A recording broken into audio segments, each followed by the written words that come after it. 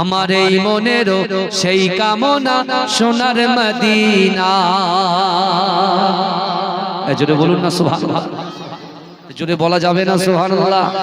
আমার এই মনেরও সেই কামনা সোনার মদিনায়, আমার এই মনেরও সেই কামনা সোনার মদিনা। মনের মাঝে আছো তুমি, মনের মাঝে আছো তুমি, কেন বোঝো না? আমার এই মনেরও সেই কামনা সোনার মদিনা। সবুজ গম্বুজের নিচে একটু দাঁড়াবো, আমার প্রিয় নবীজিকে সালাম জানাবো। সবুজ গম্বুজের নিচে একটু দাঁড়াবো, আমার প্রিয় নবীজিকে সালাম জানাবো। যাহার প্রেমে পাগল হয়ে, যাহার প্রেমে পাগল হয়ে হলাম দিওয়ানা, আমার এই মনেরও সেই কামনা সোনার মদিনায়। আমার এই মনেরও সেই কামনা সোনার মদিনা। জান্নাতুল বাকিতে একটু দাঁড়াবো, প্রাণের প্রিয় সাহাবীদের আমি দেখিব। জান্নাতুল বাকিতে একটু দাঁড়াবো, প্রাণের প্রিয় সাহাবীদের আমি দেখিব। যাদের কথা পড়লে মনে, যাদের কথা পড়লে মনে কান্না থামে না, আমার এই মনেরও সেই কামনা সোনার মদিনায়। আমার এই মনেরও সেই কামনা সোনার মদিনা। মনের মাঝে আছো তুমি, মনের মাঝে আছো তুমি, কেন বোঝো না? আমার এই মনেরও সেই কামনা সোনার মদিনা। জন্মভূমিতে মন আর যে টিকে না, পাখি হলে উড়ে যেতাম সোনার মদিনা। জন্মভূমিতে মন আর যে টিকে না, পাখি হলে উড়ে যেতাম সোনার মদিনা। এই বাসনা কবুল করো, এই বাসনা কবুল করো ওহে রব্বানা। আমার এই মনেরও সেই কামনা সোনার মদিনায়। আমার এই মনেরও সেই কামনা সোনার মদিনা। মনের মাঝে আছো তুমি, কেন বোঝো না? আমার এই মনেরও সেই কামনা সোনার মদিনা। পেলে ও গো মা আমিনা, ও গো মা আমিনা, তোমার লালের ছোঁয়ায় ধন্য এ জামানা, ধন্য এ জামানা। এ কেমন নূর পেলে ও গো মা আমিনা, ও গো মা আমিনা, তোমার লালের ছোঁয়ায় ধন্য এ জামানা, ধন্য এ জামানা। খোদার ওই কাবা দুলে দুলে কয় মারহাবা, দুলে কয় মারহাবা। বলে আজ এলো দরায় এ যে কাবার কাবা, এ যে কাবার কাবা। খোদার ওই কাবা দুলে দুলে কয় মারহাবা, দুলে কয় মারহাবা। বলে আজ এলো দরায় এ যে কাবার কাবা, এ যে কাবার কাবা। যার নূরে আলোকিত হলো এ জামানা, এ কেমন নূর পেলে ও গো মা আমিনা, ও গো মা আমিনা। তোমার লালের ছোঁয়ায় ধন্য এ জামানা, ধন্য এ জামানা। आशिले हुए धराय रहमतल्लिल आलमीन रहमतल्लिल आलमीन गुनाहगार पापी तापीर परकालेर जमीन परकालेर जमीन आशिले हुए धराय रहमतल्लिल आलमीन रहमतल्लिल आलमीन গুনাহগার পাপী তাপের পরকালের জমিন, পরকালের জমিন। তুমি হাসর শাফাআতের সফিনা, এ কেমন নূর পেলে ও গো মা আমিনা, ও গো মা আমিনা। তোমার লালের ছোঁয়ায় ধন্য এ জামানা, ধন্য এ জামানা। হবে না তোমার মতো তুমি যে বেমিসাল, তুমি যে বেমিসাল। যে দেখে সেজন বলে এ যে রূপে কামাল, এ যে রূপে কামাল। হবে না তোমার মতো তুমি যে বেমিসাল, তুমি যে বেমিসাল। যে দেখে সেজন বলে এ যে রূপে কামাল, এ যে রূপে কামাল। যাদের দিকে হৃদয়ে মেলে প্রেমের ডানা, এ কেমন নূর পেলে ও গো মা আমিনা, ও গো মা আমিনা। তোমার লালের ছোঁয়ায় ধন্য এ জামানা, ধন্য এ জামানা।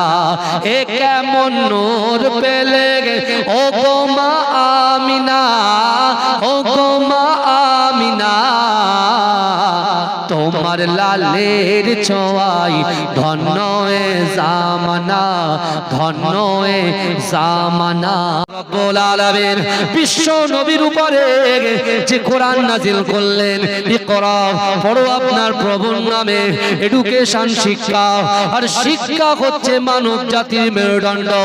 এ যুবকেরা, এ নবী পাকের উম্মত উম্মতিরা, বিশ্ব নবী রাসূলুল্লাহ সাল্লাল্লাহু আলাইহি ওয়াসাল্লাম সর্বপ্রথমে এই কোরআন নিয়ে মক্কা শরীফ হারাম শরীফে আবু কুবাইস পাহাড়ের নিচে আল্লাহ রাসূল বসে বসে বসে বসে কোরআন তেলাওয়াত করে। ও যুবকেরা, আল্লাহর রাসূলের কোরআন শুনে মক্কার জমিনে এমন কোন বাড়ি বাকি ছিল না, এমন কোন নারী বাকি ছিল না, এমন কোন পুরুষ বাকি ছিল না। সকলে দলবদ্ধভাবে আল্লাহর রাসূলের পাশে বসে বসে বসে বসে কোরআন শ্রবণ করেছিলেন। জোরে বলুন না সুবহানাল্লাহ। এই খাড়ুওয়ালা গ্রামে কোরআনটা এমনি এমনি আসেনি।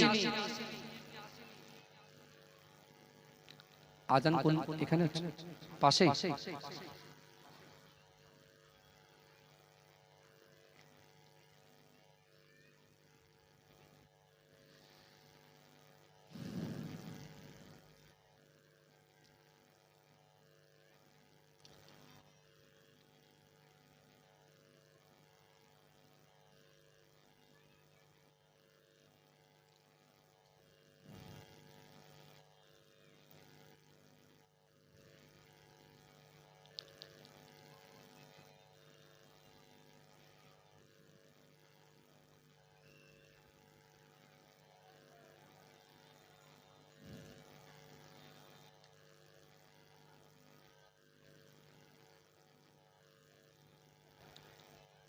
কেউ ওটাওটি করবেন না, কেউ ওটাওটি করবেন না। 8:30টার সময় এখান থেকে উঠবেন।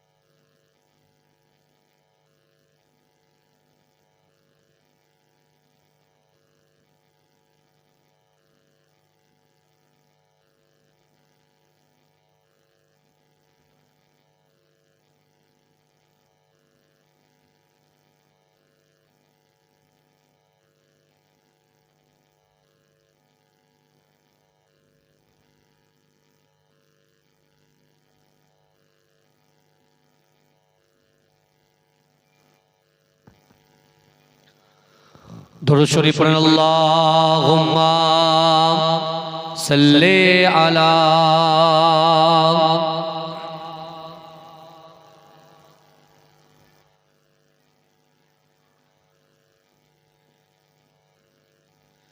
এ কেমন নূর পেলে ও গো মা আমিনা, ও গো মা আমিনা, তোমার লালের ছোঁয়াই ধন্য এ জামানা, ধন্য এ জামানা। এ কেমন নূর পেলে ও গো মা আমিনা, ও গো মা আমিনা, তোমার লালের ছোঁয়াই ধন্য এ জামানা, ধন্য এ জামানা। খোদার ওই কাবা দুলে দুলে কয় মারহাবা, দুলে কয় মারহাবা, বলে আজ এলো দরাগায় এ যে কাবার কাবা, এ যে কাবার কাবা। খোদার ওই কাবা দুলে দুলে কয় মারহাবা, দুলে কয় মারহাবা, বলে আজ এলো দরাগায় এ যে কাবার কাবা, এ যে কাবার কাবা। যার নূরে আলোকিত হলো এ জামানা, এ কেমন নূর পেলে ও গো মা আমিনা, ও গো মা আমিনা, তোমার লালের ছোঁয়াই ধন্য এ জামানা, ধন্য এ জামানা। आशिले हुए धरागाय रहमतल्लिल आलमीन, रहमतल्लिल आलमीन। गुनाहगार पापी तापीर परकालेर जमीन, परकालेर जमीन। आशिले हुए धरागाय रहमतल्लिल आलमीन, रहमतल्लिल आलमीन। गुनाहगार पापी तापीर পরকালের জমিন, পরকালের জমিন। তুমি হাসর শাফাআতের সফিনা, এ কেমন নূর পেলে ও গো মা আমিনা, ও গো মা আমিনা, তোমার লালের ছোঁয়াই ধন্য এ জামানা, ধন্য এ জামানা। হবে না তোমার মতো তুমি যে বেমিসাল, তুমি যে বেমিসাল। যে দেখে সেজন বলে এ যে রূপে কামাল, এ যে রূপে কামাল। হবে না তোমার মতো তুমি যে বেমিসাল, তুমি যে বেমিসাল। যে দেখে সেজন বলে এ যে রূপে কামাল, এ যে রূপে কামাল। যাদের দিকে হৃদয়ে মেলে প্রেমের ডানা, এ কেমন নূর পেলে ও গো মা আমিনা, ও গো মা আমিনা, তোমার লালের ছোঁয়াই ধন্য এ জামানা, ধন্য এ জামানা।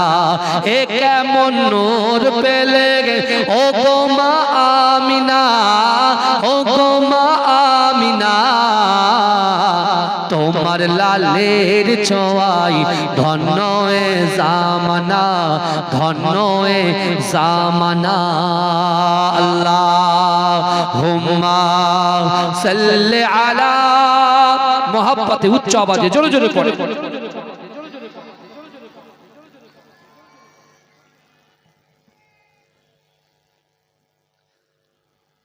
আমার বাবাজিরা ভাইরা, আমার আল্লাহ পাক আমাদেরকে কত মোহাব্বত করে, কত ভালোবাসে। আজকে যে মাজলিসে আপনারা বসেছেন, এই মাজলিসে আপনি কি নিয়ত নিয়ে এসেছেন? আপনি আপনার অন্তরের কথা, মনের কথা, ইচ্ছার কথা, আকাঙ্ক্ষার কথা যারা নিয়ত করে আসেননি এই জান্নাতের বাগানে, এই মাদ্রাসার জলসাতে আপনারা নিয়ত করে বসেন, বিশ্বাস করুন আল্লাহর রাসূল ১৫০০ বছর আগে কাবা বাইতুল্লাহ শরীফে সাহাবাদেরকে বলেছিলেন, হে আমার সাহাবারা, আমি রাসূলুল্লাহ জানিয়ে দিলাম, ইয়া আইয়ুহাল্লাযীনা আমানুত্তাকুল্লাহ ওয়া কুনু মা'আস সাদিকিন। আল্লাহর কোরআন বলছে, হে আমার বিশ্বাসী ঈমানদার বান্দারা, ওয়াত্তাকুল্লাহ, আমি আল্লাহ আমাকে ভয় করো, ওয়া কুনু মা'আস সাদিকিন, সত্যবাদীদের সঙ্গে থাকো। জোরে বলুন না সুবহানাল্লাহ। জোরে বলা যাবে না, জোরে বলা যাবে না। আজকে দেখুন না, জালালিয়া আর জলিলিয়া একই না, আলাদা কথা বলে। তিনিও জলিলিয়া হুজুর আল্লাহর ওলি ছিলেন, আর জালালিয়া আমার পর্দাদু আল্লাহর ওলি ছিলেন। জোরে বলুন। কবি এসে শুনছিলাম, আমার ওই বাবাজি যে পানি দিলেন না আমাকে এনে, ওই বাবাজি বলছিলেন জলিলিয়া জালালিয়া, জালালি সাহেবকে মাঝরাটি পীর সাহেব হুজুরের আব্বা, তাই তো নাকি? তিনি কে ছিলেন? মুজাদ্দেদ জামান দাদা হুজুর পীর কেবলার খলিফা ছিলেন। ফুরফুরা ফাতিহা টাইটেল মাদ্রাসা আজও মাথা উঁচু করে দাঁড়িয়ে আছে। হাজার হাজার ওলামারা ওখান থেকে বার হচ্ছে, কথা ঠিক না ভুল কথা বলে। সেই মাদ্রাসার প্রথম সুপারিনটেনডেন্ট ছিলেন। আজকে গ্রামে তো আলহামদুলিল্লাহ জলসা হয়, কিন্তু এই জলসার গুরুত্ব আলাদা। এই জলসার গুরুত্ব আলাদা। আপনি বলতে পারেন, হুজুর আল্লাহ আমাকে কালো করলো, ওকে ফর্সা করলো, আল্লাহ ওকে দুতলা দিল, আমাকে টালির বাড়ি দিল, আল্লাহ ওকে 10 বিঘে দিল, আমাকে 2 কাঠা দিল। আপনি ভাবতে পারেন, পারেন কি পারেন না? কথা বলেন। আমার খাড়ুওয়ালা এই বাজারে একটাও দোকান নাই, অন্য লোকের দোকান আছে, আমার নেই কেন?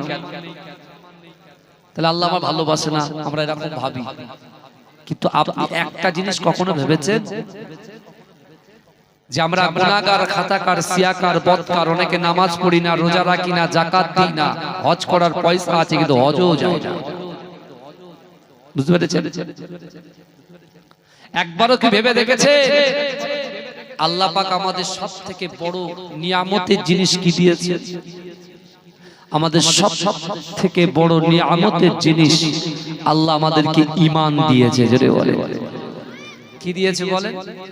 ঈমান দিয়েছে। ভেবেছেন আমি শুধু অর্থের পিছনে ছুটছি, নামের পিছনে ছুটছি, গাড়ি বাড়ির পিছনে ছুটছি, কিন্তু আপনি কি ভেবে দেখেছেন আল্লাহ আমাদের ঈমান দিয়েছে? আপনি হয়তো বলতে পারেন, হুজুর এখানে অনেক যুবক বসে আছে, এরা নামাজ পড়ে না।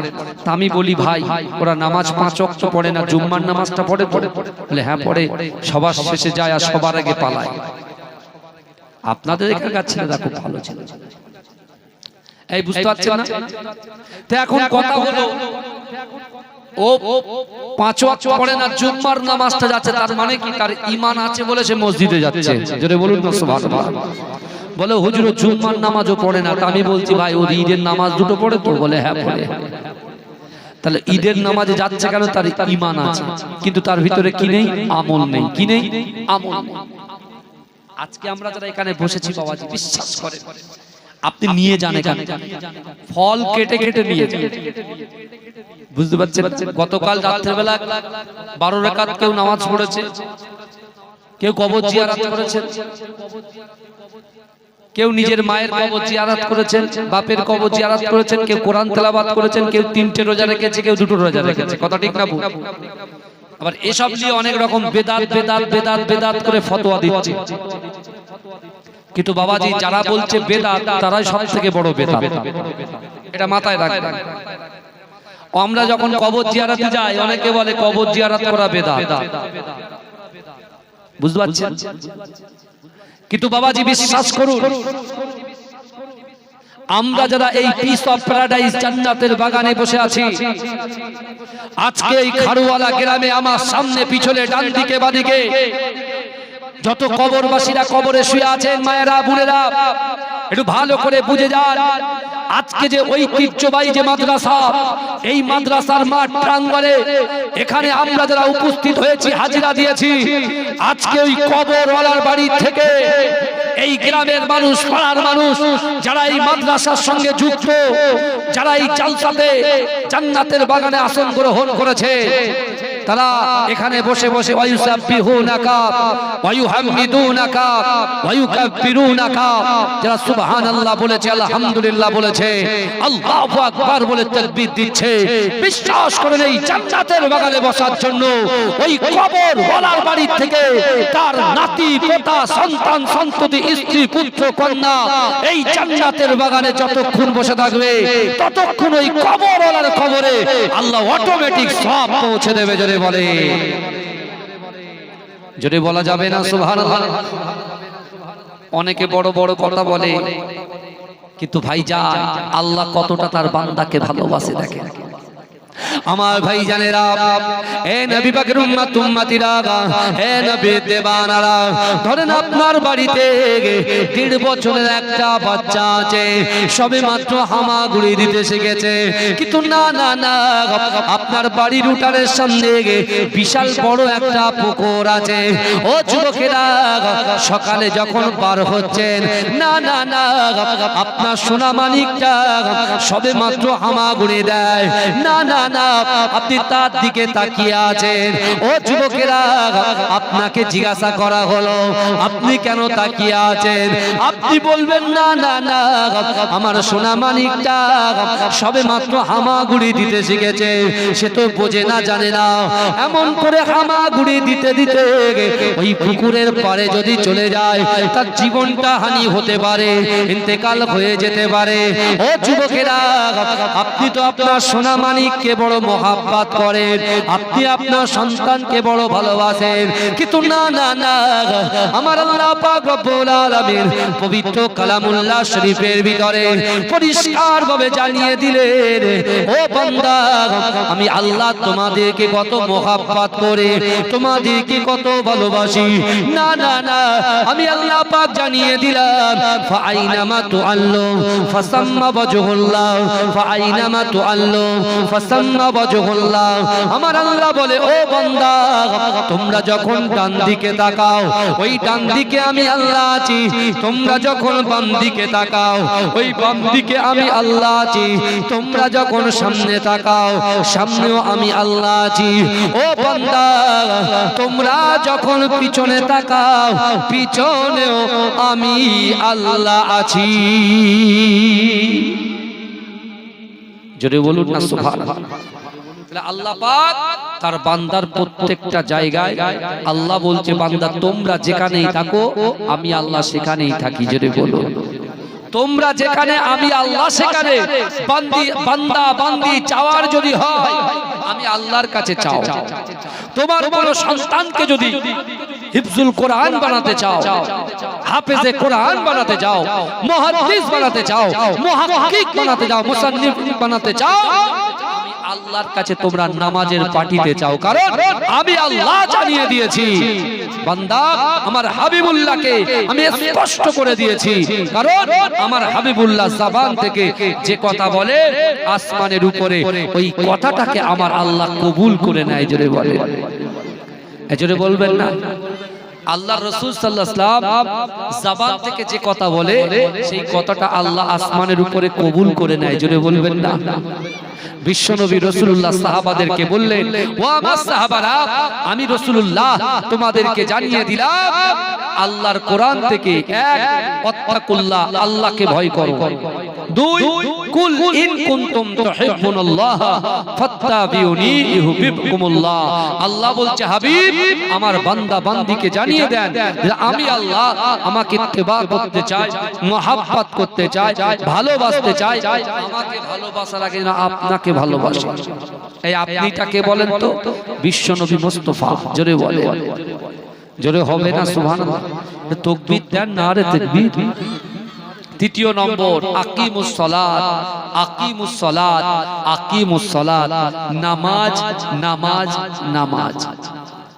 এই তিনটে আয়াত তেলাওয়াত করে সাহাবাদেরকে বুঝিয়ে দিলেন। এক আল্লাহকে ভয় করতে হবে। এই পৃথিবীতে কাকে ভয় করব?